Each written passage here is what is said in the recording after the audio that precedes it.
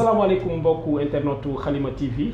ñu ngi amati mbégte ak kontaante dalal leen si numéro bu bees seen émission entretien exclusif tey nag ñu ngi am mbégte ak kontaante dalal kenn koo xamante ne que ndaanaan la je peux même dire que c'est le précurseur l'un en tout cas des précurseurs du mouvement hip-hop sénégalais nekk également ku ñu ràññee si scène musicale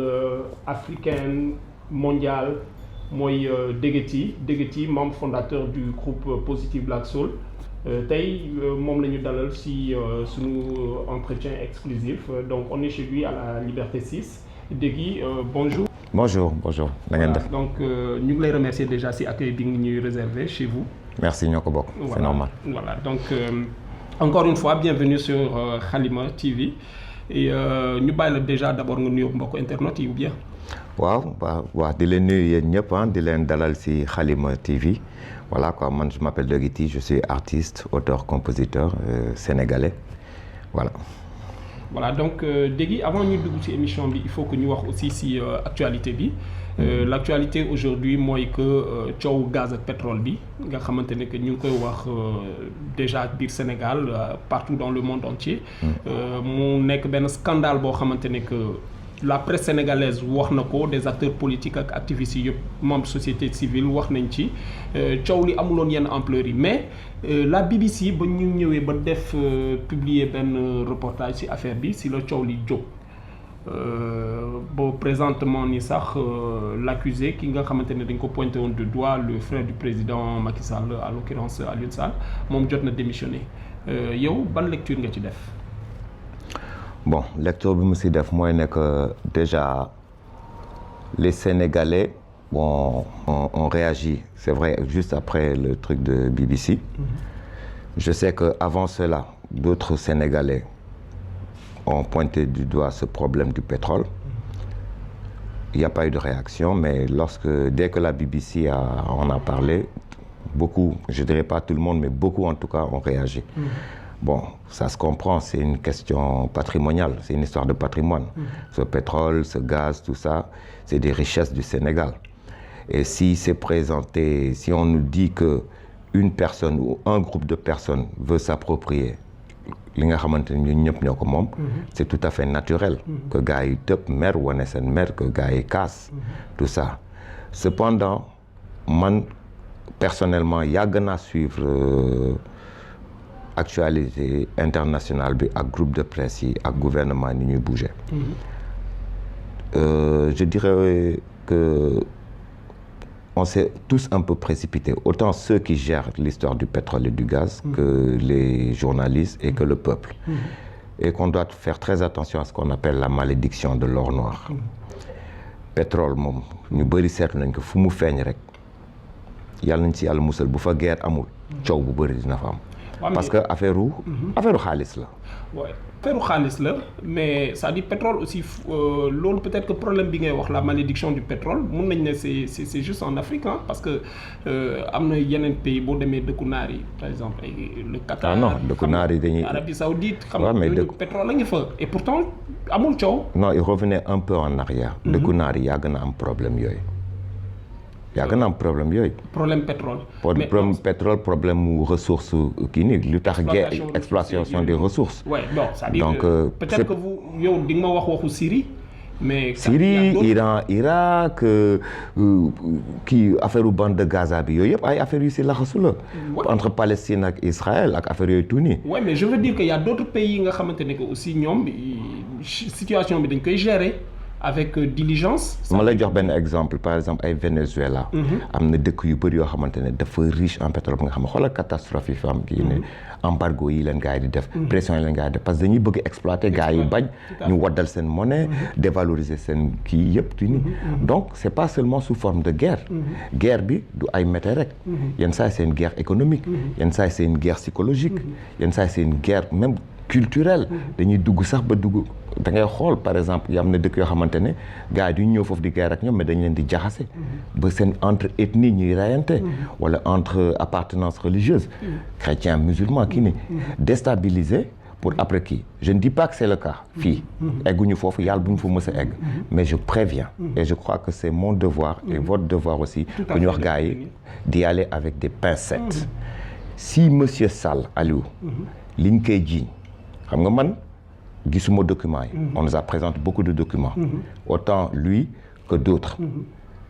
neew ma deful dara neew ma def na parce que nous ne sommes pas au cœur du fait lu bëri ñu bëri ñun tamit loolu moo ñuy dañuy fàtte loolu des fois euphorie bi daf ñuy yóbbu ba dañuy def parti pris si affaire yu bëri yenn saa dañuy ñëw ñu taxaw ñu ne waaye opposition bi moo tooñ waruñu woon wax lii yenn saa ñu ñëw ñu ne pouvoir bi moo tooñ waruñu woon wax lii ok nit naturellement dafay far mais man fan laa far xam nga fan laa far man si Sénégal laa far ok parce que la politique c'est un truc qui est très dangereux et c'est un cercle excusez-moi monsieur les politiciens si vous regardez mais c'est un cercle boo xamante ne il est très difficile de vous faire confiance vu l'étiquette qui vous a été collée mais au-delà de ça vu le comportement de beaucoup de politiciens et ce à travers le monde yoo xamante ne l'art de manipuler loolu mooy seen discipline donc tey jii nii plus les années di dem gars yi moins ils ont confiance en vous monsieur les politiciens en vous monsieur les décideurs nous sommes un peuple boo xamante ne gars yi dañu jël suñu affaire suñu destinée ñu dénk leen ko ok lii gën a graawal affaire bi si ni ma ko jàngatee mooy ne gars yu bëri suñu wax il parle pas de monsieur Aliou Sall en tant que responsable si affaire boobu il parle de lui en tant que frère du président jamonoy Abdoulaye Wade c'était la même chose le cas Karim Wade a été attaqué surtout parce qu'il était le fils du président et non pour son poste donc man tey jii nii su doon man dama nekkoon politicien ba dem ba nekk président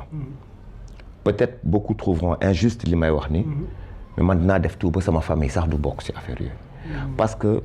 business wala liggéey ak famille souvent gars yi fa la ñuy jaaree pour waxuma sax yow yàqal la yow président bi mais yow li ñu la yàqal du dara par rapport ak li ñuy yàqal askan bi te man wax fa dëgg yàlla man sooru peuple bi moo ma ñor man mii di wax ak yow ok néew ma la seen soor ñu parce que ay doomu aadama la ñoom ñëpp comme ñun mais li gën a important man li ma xaw metti rek ci affaire bi mooy nekk wala sénégalais rek ak ni mu amewoon réputation nekk nandite kii ni gars ñoo naan tey sénégalais yi benn gambu tudd Timis Franck Timis xaw ma Jean Tisbar moo ñëw dóor leen quoi teg leen xel dem yoonam. waaw teg leen xel dem yoonam. xam nga dëgg la du dëgg je ne sais pas comme li mu la wax ni parce que man li ma wax dafay leer je ne sais pas mënuma la wax ni gisuma document yi fekkuma affaire yi kii ni je m'en tiens comme tout le monde à ce qui a été mis ci net bi. On a lu, on a parcouru, on a vu des trucs différents. Mais King, en tant que leader d'opinion, en tant que artiste compositeur, yow am na ay messages yi nga xam ne da nga koy faral di délivrer. Tey jii yaakaaruloo ne que war nga mën a nekk au cœur de l'affaire quoi, c'est-à-dire même bu dee demuloo xeexi mais nga c'est-à-dire bien da nga war a xeex sax parce que sa askan moo la tax a jóg. Affaire bi aussi des fois may yaakaar naa ne dafay baax nga approprier wu aussi ci document wala nga documenté wu pour mën a xam réellement ce qui se passe par rapport ak message yi nga xamante ne da nga koy nar a jàllale à travers la musique puisque yéen aussi rôle éducateur ngeen di jouer foofu noonu yaakaaroon ne que sa posture war na gën a mën a nekk loo xamante ne que posture nit bu impliqué wu. D'accord donc si je comprends bien mooy King xeexuloo da nga war a xeex. non maa ngi doon ñëw sax si kii boobu noonu non waxuma ne xeexuloo. mais en fait déjà waxu coow pétrole ak gaz bi gisuñu la si aussi ah. mais on a vu aussi King si yeneen forme xeex wala beneen côté mooy côté kii Eiffage bi par exemple. ah foofu gis nañ la nga participer activement par rapport à xeex boobu d'ailleurs sax j'avais envie de vous poser la question de savoir fan ngeen ci toll. ndax li ngeen doon xeex est-ce que am ngeen ci gain de cause. bon gars yi ñi ngi xeex ba léegi y a des choses qui sont en train d'être faites. mais revenons au truc de kii bi ne balaa mais parce que man dama gaaw a tasaar li ne sa bopp bi moo bëri. d'accord. Je vais quand même dire une chose et peut-être que ça va pas plaire à certaines personnes mooy affaire leader d'opinion gars yenn saa dañuy bëgg jël leader d'opinion def ko dealer d'opinion. anagramme la rek ok. c'est-à-dire tey jii nii li ma jaaxal pour sénégalais yi dañu dem ba gëmloo sénégalais yi que xeex mooy rajaxe xeex mooy lu xew rek nga génn wax te amoo si lu la leer. man dama wax dëgg. awma si dara lu ma leer ba tax ba nga xamante ne tey jii nii mën naa taxaw jël position pour diw wala pour diw wala pour kii nii comme ni nga ko xam man sama position c'est pour le peuple. ok tey jii nii li ma jaaxal mooy pendant des années da ngay nekk di prévenir gars yi di wax di lancer ay message kenn du la faale. à la limite sax ñu naan woo ñi dañu bëri wax ñi foo leen fekk dañuy kaas. boo waxul ñu ne woo kii tapette la. kii faalewuñu mais au final tu te dis qu'est-ce que tu dois faire nous sommes un peuple indécis. indécis mooy bu amul décision bu amul boo xam ne affaire am dara leerul loolu il faut ñu wax ko et ce qui est dangereux ce qui est très dangereux mooy coow am rek nga ñëw dugg si wax si ñàkk a màndu te amuloo si dara lu dëgër loo xamante ne mën nga ko gaay mi ñu dégg loolu ngeen baal ma ci kàddu bi loolu fen la man de damay jéem a def tout pour éviter fen. raison de plus c'est-à-dire on revient toujours si li ma wax rek dama ne est-ce que King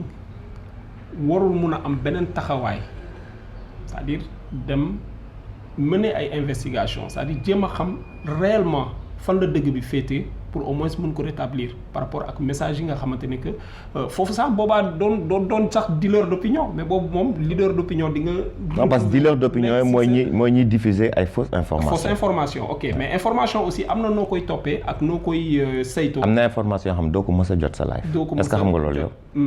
est-ce que xam nga ne am na information yooyu même les plus grands journalistes d'investigation yi nekk fii duñ ko mës a jot. est-ce que xam nga ne y a des décisions qui se prennent des choses qui se font yoo xamante ne y a que les concernés ñoom ñooy xam la vraie vérité li nekk ci biir et que tout ce que ñoom ñu jot wala ñu xam rek c'est parce que ces derniers ont bien voulu que ñoom ñu jot ci ñoom li ñu bëgg ñu jot ci rek loolu ci loolu la ñuy jot. d'accord yoo xam nga loolu. d'accord donc léegi sa rédaction tey jii nii su ma fa ñëwee li ngeen bëgg a ma lire rek laay lire. ah bien sûr. bah voilà. ok donc dañ la ko concédé léegi bon ñu ci combat wu autoroute à péage bi. yéen ak Eiffage. bon en fait c'est un collectif hein. C'est un collectif boo xamante ne il est sur place depuis quelque temps. Et ce collectif là man bi ma si participer mooy bi accident yi bëree. ok et surtout bi kii nii j'ai été rajouté dans un groupe. Ça a commencé par un groupe boo xam dañ ma si rajouté. Et je suis allé à des rencontres. bi ma gisee loolu j'ai vu que la sécurité des gens était en danger. Et que même au-delà de la sécurité des gens parce que de toute façon la sécurité des gens moo doon la première chose hein, la plus importante mais aussi les tarifs exorbitants pour un pays comme le Sénégal où il y a ni de SMIC ni de RMI il y a même un problème d'emploi mais grave problème de santé beaucoup de problèmes et pour circuler dans ce pays c'est tout un problème et il y a aussi cette question de légitimité xam nga suñu yëf la quoi. ok c'est des gens étrangers qui sont venus qui ont mis de l'argent qui ont passé des accords avec le gouvernement qui ni mais tout cela dans tout cela le peuple souverain lui-même ne doit pas être là pour enrichir des gens qui vont prendre cet argent et le ramener chez eux. Tout simplement tout bonnement. Donc il fallait que gars yi xoolaat affaire tarif yi xoolaat affaire sécurité yi jël ay mesures ba nga xamante ne gagnant-gagnant la. Le Sénégal est un pays ouvert on l'appelle le pays de la teranga. Moi je pense que dans toute collaboration ak ku mu mënti doon muy ñun ak Gambiens yi ñun ak Français yi ñun ak Américains yi ñun ak ku mu mënti doon Chinois yi tout dañ ci war a gis suñu bopp. Il faut pas qu'il y ait un zélé et un lésé. Le lésé, c'est celui qui ne gagne pratiquement rien. Et le zélé, c'est celui qui en fait toujours trop. C'est-à-dire que quand on a des conseils de dire le affaire, ok, am autorisation, il nous peut garder c'est mon patrimoine. suñu patrimoine xanaa moomatuñ ko quand même xam nga et je crois que affaire boobu noonu moom mooy continuer nii loolu tax peuple bi si boppam et n'oublions pas que tout le monde n'est pas d'accord avec ce régime donc dina am ñoo xamante ne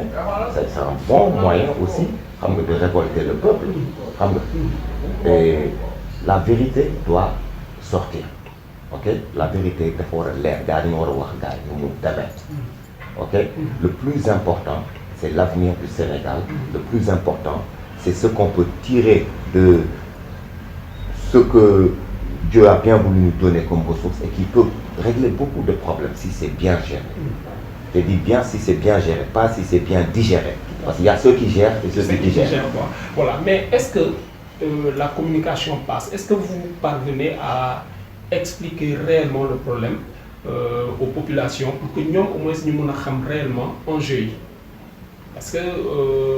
aujourd'hui, à mon avis, campagne de boycott, ça, il y a une lancé, si je ne me trompe pas. Mais bon, les aboutissement. Pourquoi chaque fois nous sommes en alerte, la population ne suit pas? Est-ce un problème de... Ça, faut aller demander à un psychologue. Je crois que c'est au niveau de la psychologie sénégalaise. De la psychologie sénégalaise. Mais facilement les non, peut-être nous départ, mais après, ligne d'arrivée hier,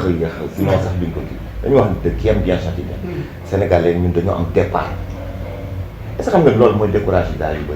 Nous avons dit mais est-ce que si beaucoup moins dem naan waaye kii xoolal ay dóor la dafay liggéey suñu kaw waaye li muy def nii xam man dégg naa fi ay gars xam du ma tudd seen tur c'est des activistes c'est des gars xam dañuy xeex xam naa ne ñii dañuy xeex comprendre te ñu ma xam la bu baax fréquent dans un autre am na xam on est super pote lu ñu waxtaanoon la bu yàgg am na sax ñoo xamante jëm nañ ma enrôler si seen yenn mouvement yi ak affaire yi tout li ma leen wax nit ñi koy gis xam nga booy xeexal nit da ngay xam kan ngay xeexal dafa mel ni booy représenté nit wala ngay waxal nit xamal mun loo waxal nit ki te xamoon nu muy xalaatee xamoon nu muy yëgee ok dañu nekk peuple boo xamante ne macha allah peuple jàmm lañ ba tey jii peuple bu accueillant lañ on a beaucoup de qualité mais dañu am tamit ay défauts yu bëri ñun continuité nekkuñu si ok on est très fataliste damay nekk ni par exemple ngay gis ku dox nii si mbedd bi di dox ci kaw trottoir bi téye doom bi di dox si tali bi engin romb mu bëgg a doom bi coow jóg après mu ne waa dama ndogal yàlla déedéet yow yaa jël sa doom teg ko si tali bi yow nga dox si trottoir on est fataliste on est un peu boo xamante ne dañu défaitiste yeboon nag gars yi nañu wax leen mais dama wax dëgg li ma xamante man loolu laa gis défaitiste parce que dañu gaaw a baisser les bras mais ça y est ok et puis dañu gaaw a jàpp ne yëpp mët na quoi yëpp mët na mais et li gën a dangereux on est très naïf dañu jàpp ne ñun fii dara lu garaaw mënu fi am parce que fii mooy teeru Maam Bamba fi mooy teeru Maam Maodo fi mooy teeru Limaamu Laay donc li ci yàlla yooyu la moo leen fi wàcce pour yeeñu pour tegaat ñu ci yoonu yàlla pour tegaat ñu ci yoonu dëgg parce que fii tamit bañu waxante dëgg bi dafa bëri dañu waxante dëgg nit yàlla du wàcc fu baax ba pare nit yàlla bu wàcc fu baax ba pare dafay chômer amul lu mu fa def fu mu wàcc pour jubbanti nit yi la nañu nangu nekk dañoo am ay défaut am ay taax ñu jéem a xool ñu ñefe ko ñu avancé bañ a jàpp ne ñoo gën a muus ci àdduna bi que ñu ne ay kàngam lañ ay naan di télé affaire yooyu fii ñëpp am yuur àdduna bi waaw mais yaakaaroo aussi que ne relation problème de confiance bu am entre ñun suñu leader d'opinion y compris la presse avec le peuple sénégalais parce que mënuma toog aussi comprendre presse bi yàgg si wax des activistes si yàgg wax si ay affaires population bi duñ leen dégg mais benn BBC jóge fële ne wax en quelques minutes coow li jóg gars yi gëm. nga wax nga lu important pour beaucoup de Sénégalais xam nga ndax yéen waa presse bi xam ngeen ko wala xamu leen ko wala nga xamul moo leen ko gars yi dañoo jàpp ne que journalisme amatul fii Sénégal dañu ko bu dee dëgg rek la ñuy wax man yenn saa yi damay xool yenn sites yi yenn kii nii damay gis ñuy traité info yi damay gis rédaction bi ñu ko rédigé damay gis ni ñuy aborder thème bi ñu koy développé excuse-moi je dis pas tous mais beaucoup c'est nul on sent vraiment que c'est de la manipulation loolu dafa am fii Sénégal et dafa am partout dans le monde BBC yoo Halima yoo RTS yoo non Halima ça dit waaw dama wax rek presse bi la nag kii ngeen tamit waaw dama wax rek presse bi daal en tout cas il faut que je mérite avocat non allez-y tu vas te défendre c'est sûr mais la presse en général gars yi tey jii nii gars yi on vous a tous mis dans un même sac parce qu'il y a beaucoup de manipulation la presse c'est une arme de destruction massive avant dañ doon informer te léegi ñu bëri dañuy désinformer dañuy tronquer information bi on sait qu'il y a des gens puissants des lobbyistes ou bien des politiques et affaire yoo xamante ne yenn saa dañuy woo benn groupe de presse mu ñëpp ñu jox ko xaalis nekk waxal ci lii waxee ko ni gars yi def ko gars nag dañu dem ba ne ñun presse bi ñu def loo mënul wax lii tey suba mu wax léegi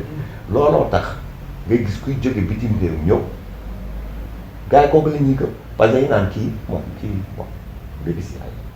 ay british lañu mais Sénégal dañuy fàll Sénégal ñu ñoo ko ñëw xam nga ñu fi comme suñu ko waxee dëgg même bu nekkul loolu dëgg mu nekk dëgg ñàkk nekk dëgg lu ñu wax gars yi ñu koy gëm. et lan mooy solution bi selon solution bi mooy presse bi assainir boppam. mais ñu joxe vraie information. je parle également de vous y compris yéen leader d'opinion aussi. non nous on est leader d'opinion quand ça vous arrange vous et quand ça arrange les Sénégalais. li may wax ni lu leer. da ngay nekk sax di def émission yenn saa yi wala di wax kii wala gars yi def benn article xam nga li ñuy wax. waaye kii dafa war a yem ci musique bi ñu sonal lii du domaine am dañoo xam ne waaye lii lan lay xam si di maîtriser wul lii. alors que yow xam nga ni li nga wax dëgg. suba waxuloo ñu ne waaye ñii seen bopp lañ fi nekkal faale wuñ ñu waxuñu si affaire bi léegi tu vas faire quoi c'est-à-dire que man defe naa même yàlla day douter si ñun ñenn xam. mais ñii ban xeet bi ma leen di créer nan laa leen gérer quoi yàlla ma yàlla baal quoi waxit la mais c'est pour vous dire que c'est grave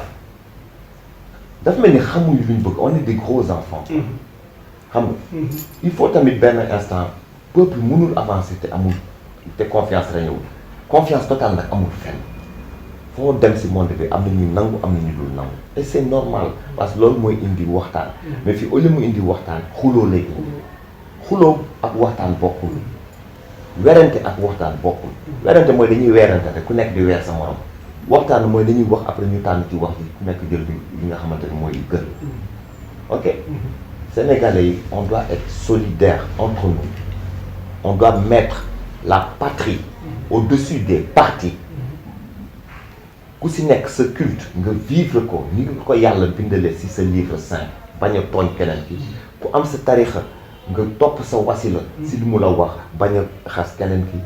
ku nekk sa liggéey nga def ko comme ni nga di nga signé contrat ni nga ko defe woon bu ñu la waxee 8h midi wala 8h 13h